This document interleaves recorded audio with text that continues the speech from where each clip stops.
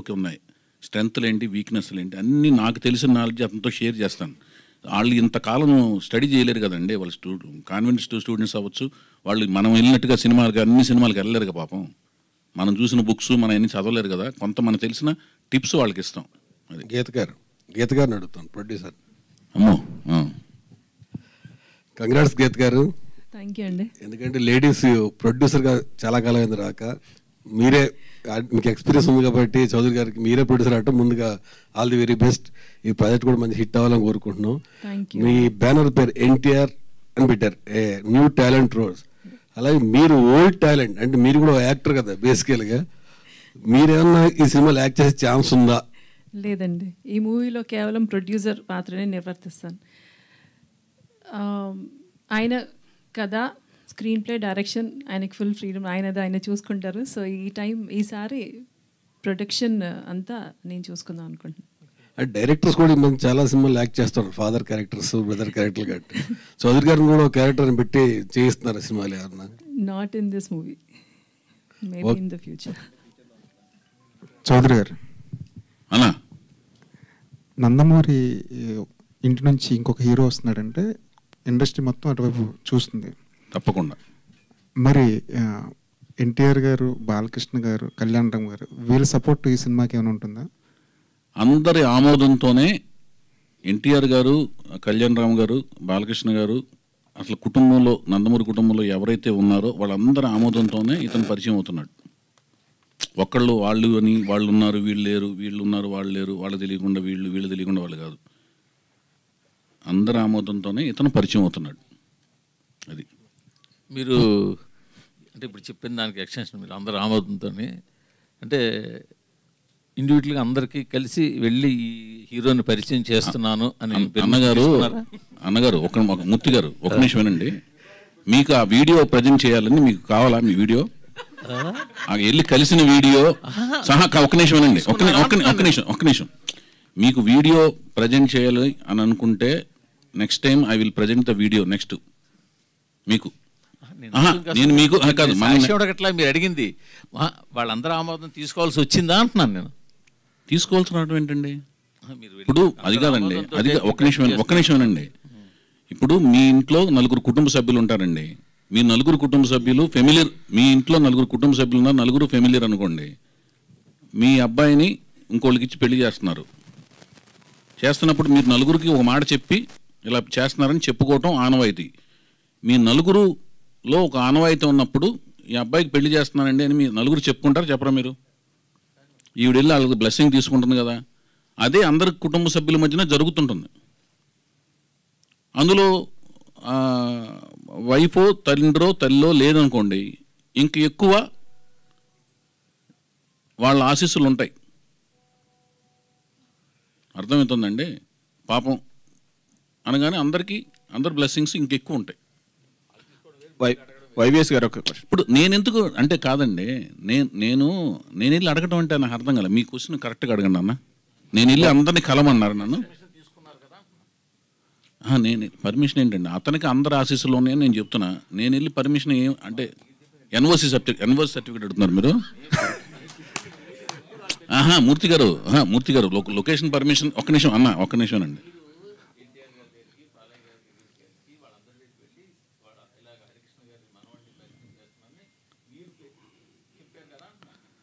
వాళ్ళ ఆశీస్సులు ఆయనకు ఉన్నాయి సార్. నేను వాళ్ళ ఆశీస్సులు, అతను హీరో అవటానికి ఆశీస్సులు ఉన్నాయి. తర్వాత ప్రతి సినిమాకి వెళ్ళి డైరెక్టర్ వెళ్ళి అందరికీ ఇప్పుడు అలా తీసుకోరు సార్. అతను హీరో అవటానికి వాళ్ళ ఆశీస్సులు ఉన్నాయి, నటుడు అవటానికి ఆశీస్సులు ఉన్నాయి. ప్రతి డైరెక్టర్ వెళ్ళి వాళ్ళకి సబ్జెక్టులు అవి చెప్పరు, నువ్వు అమ్మంటారు అంతే, వాళ్ళు అయిపోతారు. అర్థమవుతుందన్నా?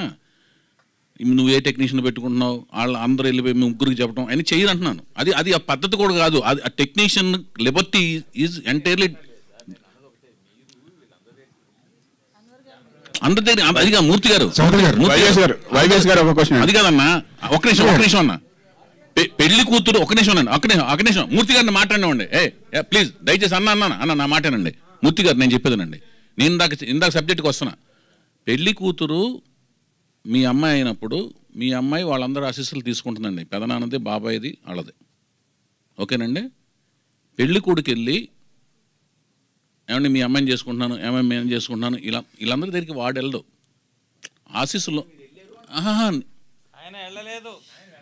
కాదండి మీకు నేను చెప్పేది మీకు అర్థం కాలేదండి. అతను ఒక్క నిమిషం బాబు భయ్యా నాగేంద్ర ఒక్క నిమిషం అన్న నాగేంద్ర గారు నేను సీతయ్యని. I can answer anything. మీరు ఉండండి, మీరు ఆవేశపడకండి అన్న నాగేంద్ర అన్న మీరు నా బ్రదర్. ఈయన ఈ మూర్తి గారు నా అన్న. ఒక్క నిమిషం అన్న. అది ఏంటంటే ఎలా ఉంటుందంటే అతనికి వాళ్ళందరూ ఆశీస్సులు ఉన్నాయన్న. ఓకేనా? ఒక్క నిమిషం, అందులో డౌట్ లేదు, అది డౌట్ లేదు కదా, అంతే. అది నేనెవరిని కాదు వాళ్ళ ఒక్క నిమిషం ఉండండి అన్న ఒక్క నిమిషం ఉండండి. నేను సీతయ్యన అన్న. మీకు వద్దు, నేను సీతయ్యని, నేను రామాయణ కాదు. నేను సీతయ్యని. వైవేష్ గారు ఒక ప్రశ్న అండి. వైవేష్ గారు, చౌదరి గారు, ఇలాగా ఇండస్ట్రీలో చాలా మంది టీడీపీ సపోర్టర్స్ ఉన్నారు, అందులో మీరు కూడా ఒకరు. మీకు ఏం కావాలి చెప్పండి. సరే, మీకు సినిమా మీద కాదు, మీకు మీరే పార్టీ చెప్పండి. Cinema industry. మీరే పార్టీ? Cinema party sir. మరి నా పార్టీని మీరు ఫిక్స్ అయ్యేటకు మీరెవరు? మీకేం అధికారం ఉంది? మీరు మొన్న ఎవరు కొట్టేశారు? అది చెప్పకూడదు కదా సార్. మరి మీరు ఎందుకు నా గురించి మీరు ఎలా చెప్తారు? నా గురించి మీరు ఎలా చెప్తారన్నా? సరే, క్వశ్చన్ అడుగుతాను. అప్పుడు పార్టీకి అతీతంగా సినిమా గురించి అడగండి అన్న. సరే చెప్పండి. ఇండస్ట్రీలో చాలా మంది టీడీపీ సపోర్టర్స్ ఉన్నారు. ఇప్పుడు ఏపీలో తెలుగుదేశం పార్టీ అధికారంలోకి వచ్చింది. ఇప్పుడు ఇండస్ట్రీకి టీడీపీ నుంచి ఎలాంటి సపోర్ట్ కోరుకుంటున్నారు యాజ్ ఏ ప్రొడ్యూసర్గా? ఈ సినిమా గురించి ఏ ప్రశ్న అడిగినా నేను చెప్తానన్నా. మీరు సినిమాకి గురించి ప్రెస్ మీట్ కోసం వచ్చాం, దానికోసం ప్రత్యేకమైన ప్రెస్ మీట్ పెడతాం. అది నేను తెలుగు ఫిల్మ్ ప్రొడ్యూసర్స్ కౌన్సిల్ సెక్రటరీస్లో వన్ ఆఫ్ ది సెక్రటరీని. ప్రసన్న గారు మెయిన్ సెక్రటరీ, నేను షాడో సెక్రటరీ. దానికోసం ఒక ప్రెస్ మీట్ పెట్టి రెఫరెండం లాగా వెళ్తాం. అది ఏ గవర్నమెంట్ వచ్చినా, అది ఏ పార్టీ గవర్నమెంట్ వచ్చినా వెళ్తాం. వెళ్ళినప్పుడు రెఫరెండం వెళ్తాం. అప్పుడు ఆ జర్నలిస్ట్ సంఘంలో మీరు కూడా ఉంటే, ఆ పొలిటికల్ జర్నలిస్టులు వస్తారో మీరు వస్తారో నాకు తెలీదు. వచ్చినప్పుడు మీ ప్రశ్నకి క్లియర్గా చెప్తా. ఆ సమాధానం ఎలా ఉంటుందంటే, వర్షం పడినప్పుడు కారు మీద అద్దం మీద వైపర్స్ ఎలా క్లీన్ చేసుకుంటే వెళ్తే చూడండి, అంత క్లారిటీ ఉంటుంది మీకు. సరే, హీరో గురించి చెప్పారు, హీరోయిన్ గురించి చెప్పారు. అది ఎలాంటి జోనర్లో ఈ సినిమా చేయబోతున్నారు? అది 3వ ప్రెస్ మీట్. వీళ్ళిద్దరు చెప్పిన వెంటనే చెప్పిదనండి, అది 3వ ప్రెస్ మీట్. దానికి అయ్యే 3 ప్రెస్ మీట్లు అంటే ఖర్చు అవుతుంది కదా. 3వ Q&A ఖర్చులు అవుతాయి కదన్న.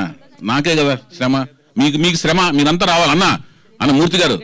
ప్రతి ప్రెస్ మీట్కి మీరు అందరు రావాలన్నా. మీకు నేను కోరుకునేది ఒకటే. వైవేష్ గారు ఒక ప్రశ్న అండి. వైవేష్ గారు అన్నా. సార్ చౌదరి గారు, గీత గారు, ప్రొడ్యూసర్ గీత గారికి ఒకసారి ప్రొడ్యూసర్ గీత గారిని. ఇందాక మీరు చెప్పారు న్యూ టాలెంట్ రోల్స్ అని చెప్పేసి. అయితే హీరోయిన్ కొత్త వాళ్ళని తీసుకుంటున్నారు అంటే నెక్స్ట్ సినిమా నుంచి హీరోయిన్ డైరెక్టర్ కూడా కొత్త వాళ్ళు వస్తారు, లేదా వైవేష్ గారే ఫిక్సా దానికి? లేదండి, కొత్త talent, new directors, new actors, character ఆర్టిస్టులు అందరూ చాలామందిని ఈ సంస్థ ద్వారా ఇంట్రడ్యూస్ చేద్దామని. న్యూ టాలెంట్ రోల్స్ అంటేనే we are trying to introduce as much of new talent. So అందరికీ అవకాశం ఉంటుందండి. చౌదరి గారు అయితే యాక్చువల్గా ఇందాక మీరు చెప్పారు ఎన్టీఆర్ అని చెప్పి. ఆల్రెడీ ఎన్టీఆర్ గారు ఉన్నారు, జూనియర్ ఎన్టీఆర్, మళ్ళీ ఎన్టీఆర్. అంటే మరి ఈయనకైనా కొత్తగా ఏమైనా యాడ్ చేస్తారా? ఎన్టీఆర్ అనగానే మనకి తెలియదు కదా. అదేంటంటేనండి, 4వ తరం కొనసాగింపే.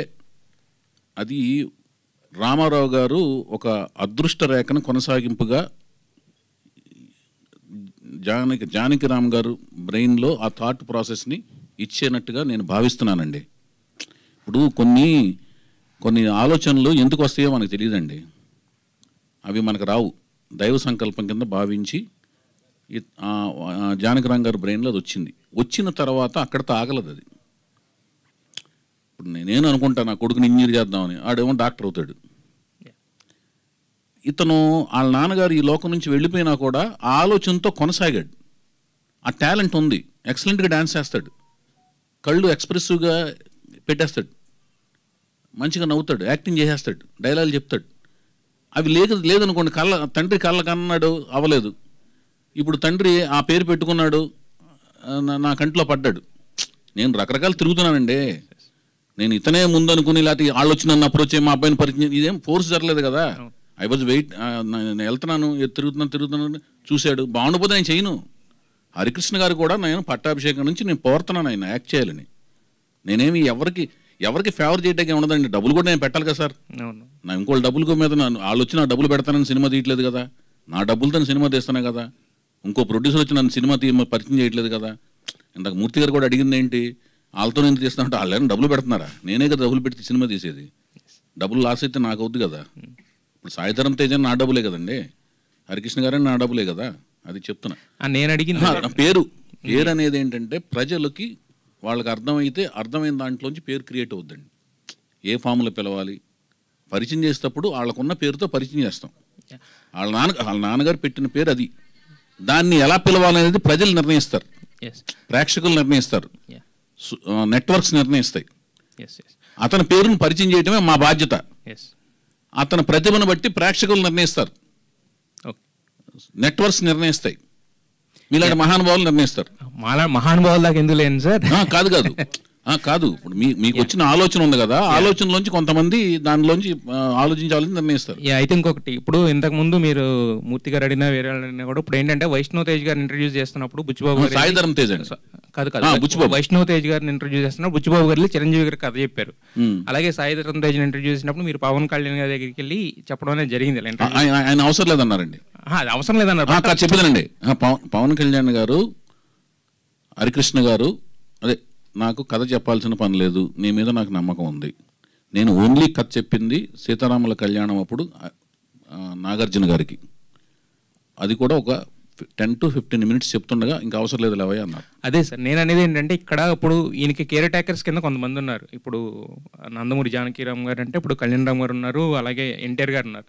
బేసిక్ ఏంటంటే మనం వారసుని ఇస్తామన్నప్పుడు ఇప్పుడు వైఎస్ చౌదరి గారు బాగా తీస్తారు సినిమాలు, ఓకే, బట్ ఎలాంటి సబ్జెక్టు ఏంటని తెలుసుకోవాలనేది జనరల్గా ఉంటుంది వాళ్ళు కేర్ టేకర్స్ కింద ఉన్నప్పుడు.